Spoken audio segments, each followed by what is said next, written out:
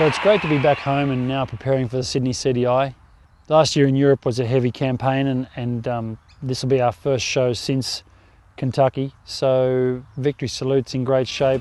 I'm keen, I can't wait to get back in the ring and do a Grand Prix test.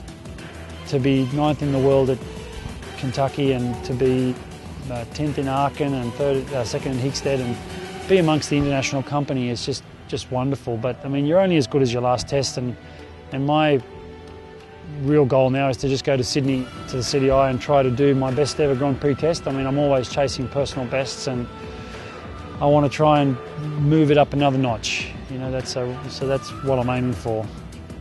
Coming from a background in Western sports and having a few years in rodeo, now coming across to dressage, I think a lot of people keep reminding me that it's quite unique. For me, it wasn't such a big change because I was brought up in a family of where we trained horses on dressage principles anyway. Like any young guy who really wants some adrenaline and wants to test their abilities, rodeo sucked me in. I almost wish that I'd started doing dressage earlier. I didn't actually start till I was 26 and I love it. I mean, I get just as much buzz out of doing this as I ever did rodeoing. The challenges in dressage they're very subtle. It's getting it right on the moment, on the day, in front of judges, under scrutiny, with an animal, which really tests your skill level. So you're managing energy and you're managing suppleness and you're managing straightness. And so I really love the subtleties and I love the relationship you get with the horses. For Australians, we don't have CDIs every week, so we have to peak at that moment.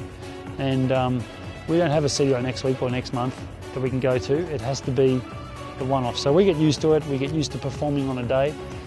Yeah, I think with the New Zealanders coming over, like Penny Castle, she has a great horse, and some of the other New Zealanders that are coming over, it's, look, I can't remember a field as strong as this. 5 or 6 riders, or maybe more in that competition that can all win. I mean, Rachel's really good, and Heath and Rosie and Chantel, and you can't, Mary Hannah, you can't write off any of them, Gita Dombig. Our freestyle from Kentucky, the final time that we'll ride that curve will be at Sydney this year. We're currently in the process of making a new freestyle. It's quite sad that we've decided to do it, but we want to try and keep the entertainment current and fresh and new.